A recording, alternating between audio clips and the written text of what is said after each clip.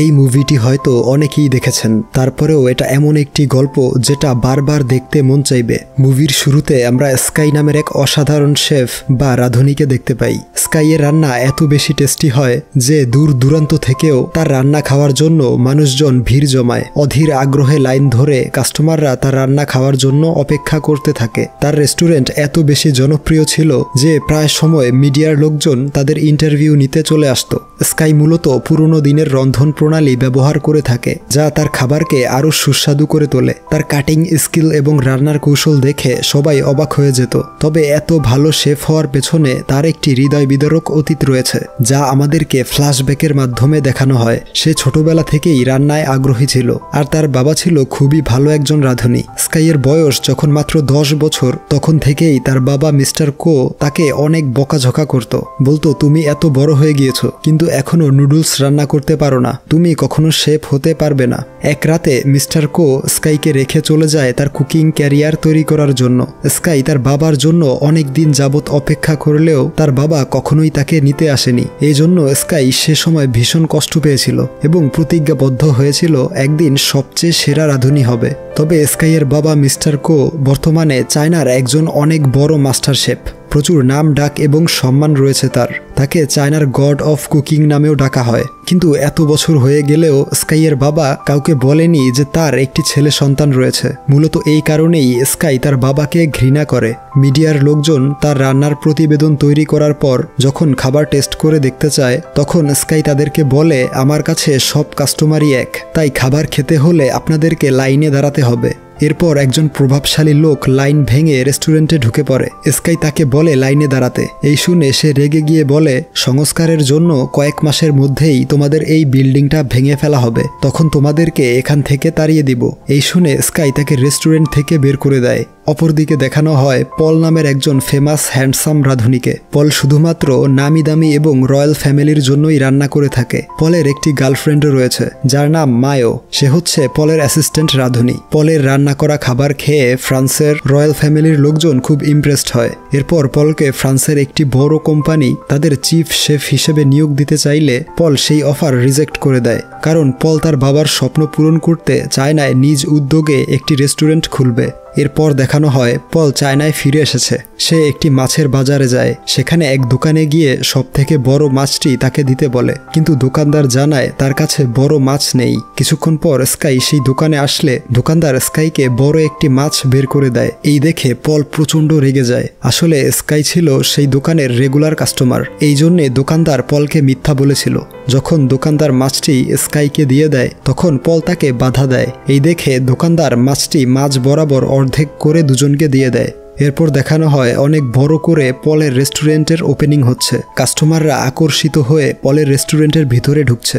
রেস্টুরেন্টের ভিতর অনেক পরিপাটি এবং দামি দামি সব আসবাবপত্র দিয়ে সজ্জিত করা। কিন্তু প্রবলেম হচ্ছে পলের রেস্টুরেন্টের ঠিক অপর পাশেই স্কাইয়ের রেস্টুরেন্ট ছিল। কাস্টমার কমে যেতে দেখলে স্কাইয়ের বন্ধুরা ঘোষণা করে দেয় আজ তাদের রেস্টুরেন্টে সব খাবারে 50% ডিসকাউন্ট দেওয়া হচ্ছে।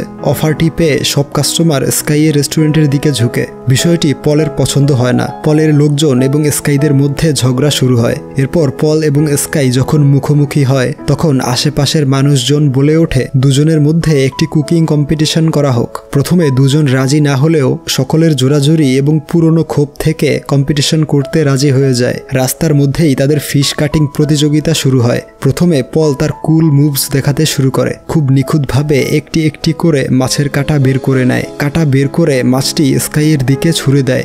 স্কাইও একদম পারফেক্ট সাইজে সুন্দর করে মাছটিকে টুকরো করে। খুব দ্রুত এবং ইউনিক স্টাইলে মাছ থেকে স্কিন আলাদা করে দেখিয়ে দেয়। দুজনের এমন ট্যালেন্ট দেখে সবাই মুগ্ধ হয়ে হাততালি দিতে থাকে। পলের রেস্টুরেন্টের প্রধান অতিথি তাদেরকে বলে, তোমরা চাইলে ইন্টারন্যাশনাল কুকিং কম্পিটিশনে অংশগ্রহণ করতে পারো। এই বলে তাদের দুজনকে হাত মেলাতে বলে। এরপর দেখানো হয় পল একটি ইন্টারভিউতে বলছে চায়নার লোকেরা এখন সেই আদিম যুগে বাস করছে। আধুনিক রান্নার কোনো শিক্ষা নেই এদের মাঝে, তাই আমি ফ্রান্স থেকে এসেছি তাদেরকে আধুনিক রান্নার শিক্ষা দেওয়ার জন্য। অপরদিকে স্কাই তার রেস্টুরেন্টে বসে ইন্টারভিউটি দেখে। পলের কথা শুনে সে প্রচণ্ড রেগে যায়, কারণ পল কথাগুলো স্কাইকে উদ্দেশ্য করে বলেছিল। এর পরদিন সকালে স্কাই বাজারে গিয়ে দেখে পল তার আগেই সেখান থেকে সব মাছ দ্বিগুণ দামে কিনে নিয়েছে। এতে স্কাই আরও রেগে যায়।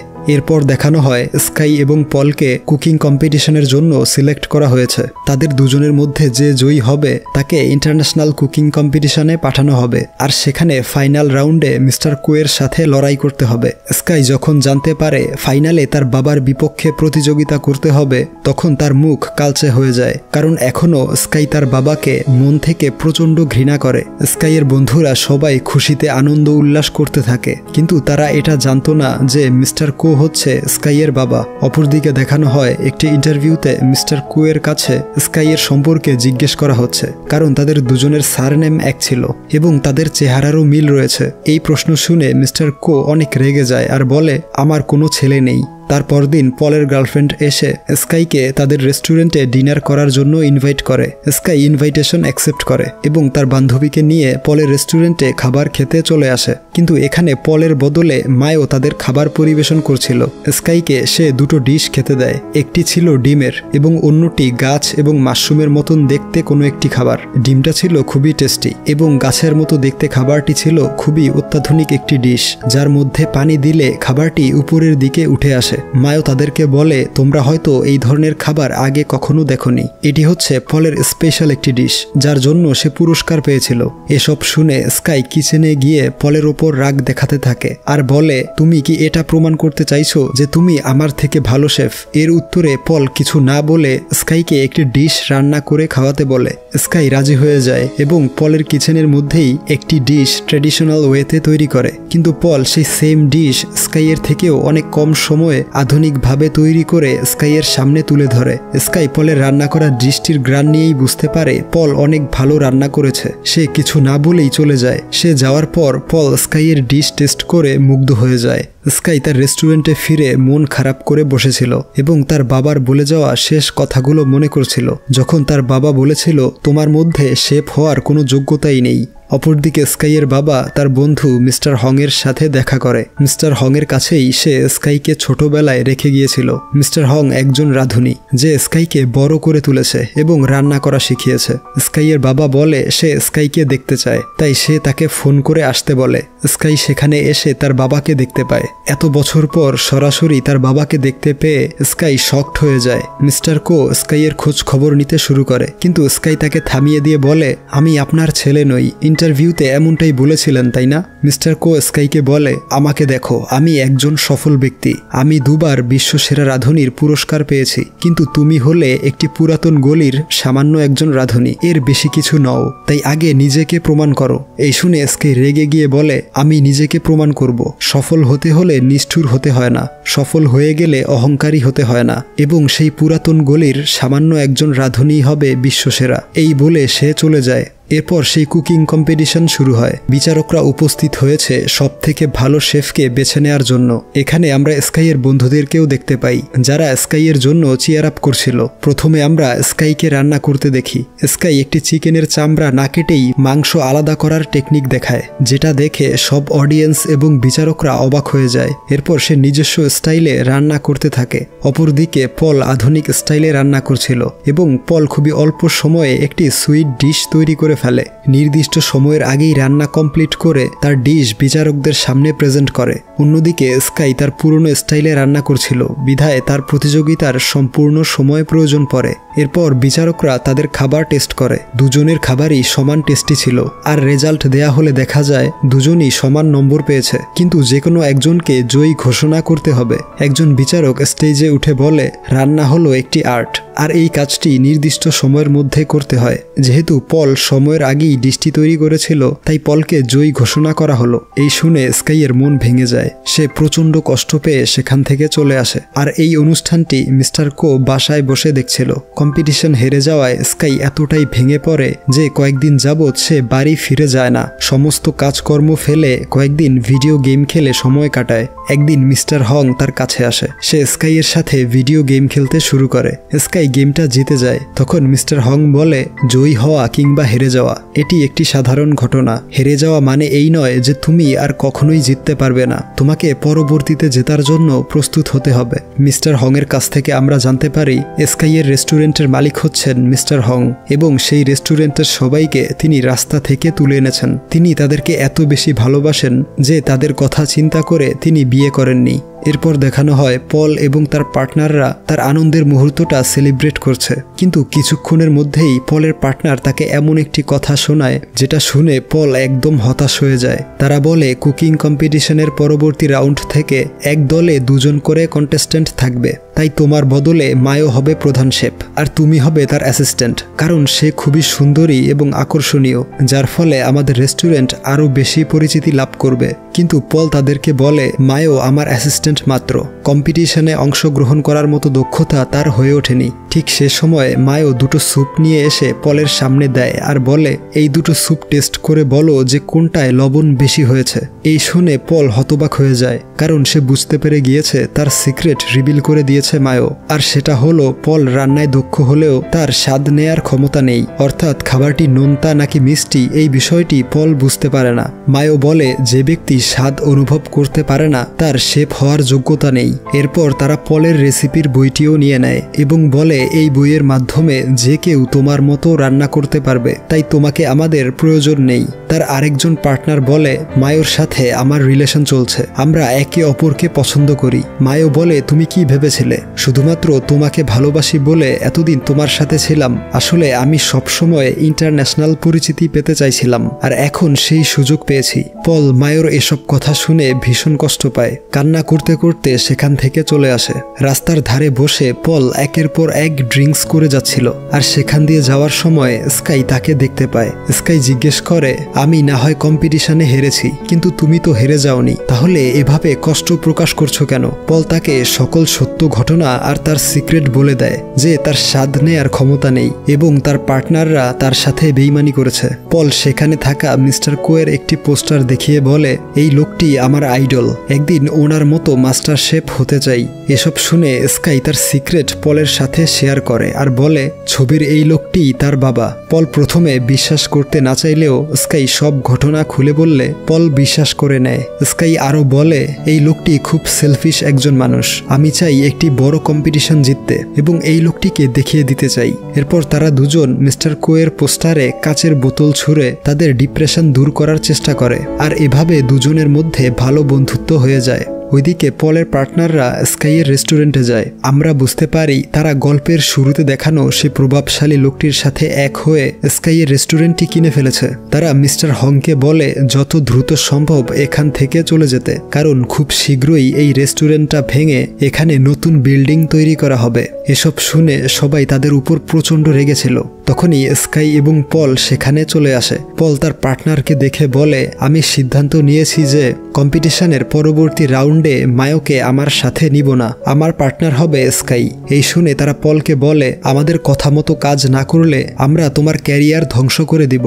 এই শুনে সে রেগে গিয়ে তাকে আঘাত করে তার নাক ফাটিয়ে দেয়, আর সেখানে উপস্থিত সকলেই পলের এমন সাহসী উদ্যোগ আর পল এবং স্কাইকে একসঙ্গে দেখতে পেয়ে প্রচণ্ড খুশি হয়। এর পরদিন থেকে আমরা দেখতে পাই দুজনে মিলে কুকিং কম্পিটিশনের জন্য প্রস্তুতি নিচ্ছে। তারা দুজন একে অপরকে রান্নায় হেল্প করছিল।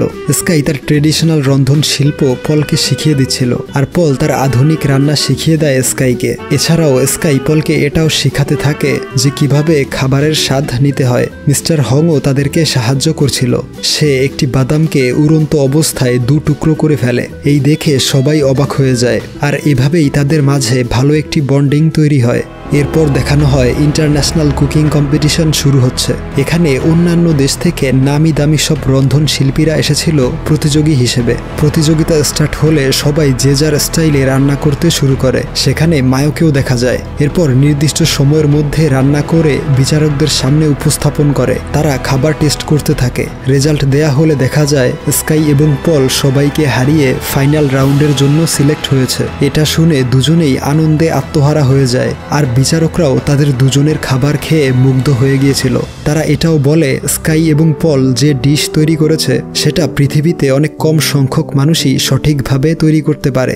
এরপর দেখানো হয় পরবর্তী রাউন্ডের জন্য দুজন বসে আলোচনা করছে, কিন্তু প্রবলেম হলো কম্পিটিশনের রুলস অনুযায়ী মিস্টার কোয়ের বিপক্ষে তাদের দুজনের মধ্যে যে কোনো একজন অংশগ্রহণ করতে পারবে।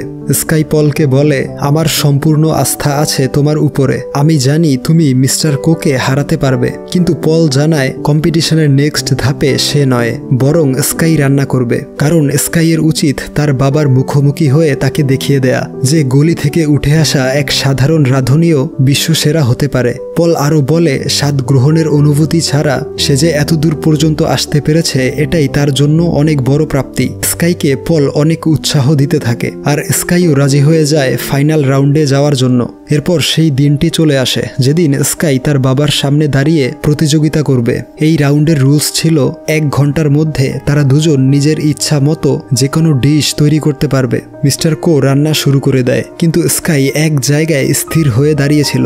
সে তার অতীতের ঘটনাগুলো স্মৃতিচারণ করছিল।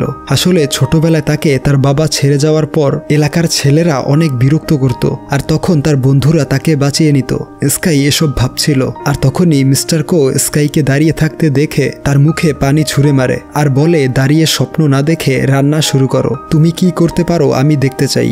এরপর স্কাই মনোযোগ দিয়ে রান্না শুরু করে দেয়, আর অন্যদিকে মিস্টার কো খুবই নিখুঁতভাবে একটি ডিশ তৈরি করছে। 1 ঘন্টার মধ্যে তাদের রান্না কমপ্লিট হয়ে যায়। মিস্টার কো এমন একটি সুইট ডিশ তৈরি করেছে যেটা ছিল খুবই টেস্টি, আর ডিশটিও দেখতে অনেক সুন্দর হয়েছিল। বিচারক তার খাবার খেয়ে বরাবরের মতোই খুব উপভোগ করে, কিন্তু স্কাই বিচারকদের কাছে তার রান্নার ডিশটি না দিয়ে তার বাবা মিস্টার কোয়ের সামনে নিয়ে যায়। আর এই ডিশটি আর কিছু নয়, বরং সেটা ছিল নুডলস। ছোটবেলায় যেটা স্কাই হাজার চেষ্টা করেও তৈরি করতে পারেনি। ছোটবেলায় তার বাবা তাকে বলতো, তুমি একটি সাধারণ নুডলস তৈরি করতে পারো না, আমাকে বাবা বলে পরিচয় দেওয়ার যোগ্যতা তোমার নেই। আর আজ সেই নুডলসটি স্কাই পারফেক্টভাবে তৈরি করে তার বাবার সামনে দাঁড়িয়েছে। সে তার বাবার হাতে নুডলসের বাটি দিয়ে সেখান থেকে চলে আসছিল। তার তৈরি নুডলস খেয়ে তার বাবা মুগ্ধ হয়ে যায় এবং তাকে ডেকে বলে, এত ভালো নুডলস আমি কখনোই খাইনি। এই শুনে স্কাই মুচকি হাসি দিয়ে চলে যায়। অর্থাৎ স্কাই এই কম্পিটিশন জিততে আসেনি, সে এসেছে শুধুমাত্র তার বাবার কাছে নিজেকে প্রমাণ করতে যে সেই গলির ছোট্ট রাঁধুনিটাও বিশ্বমানের খাবার তৈরি করতে পারে। স্কাই চলে যাওয়ার পর মিস্টার কো পাগলের মতো ইমোশনাল হয়ে নুডলস খেতে থাকে এবং সে উপলব্ধি করে ছোটবেলায় স্কাই তাকে কত বেশি মিস করেছে এবং কতটা ডেডিকেশন থাকলে রান্না করতে না পারা ছেলেটি এত ভালো রাঁধুনি হতে পারে। মিস্টার কোয়ের এমন ইমোশন দেখে বিচারক সহ সকলেই বুঝতে পারে স্কাই হলো তার একমাত্র সন্তান। সব শেষে দেখানো হয় স্কাইয়ের রেস্টুরেন্টে ঠিক আগের মতোই মানুষজন ভিড় জমাচ্ছে। স্কাই আর তার বন্ধুরা সবাইকে খাবার সার্ভ করছে, আর এই রেস্টুরেন্টে এখন পলও যুক্ত হয়েছে।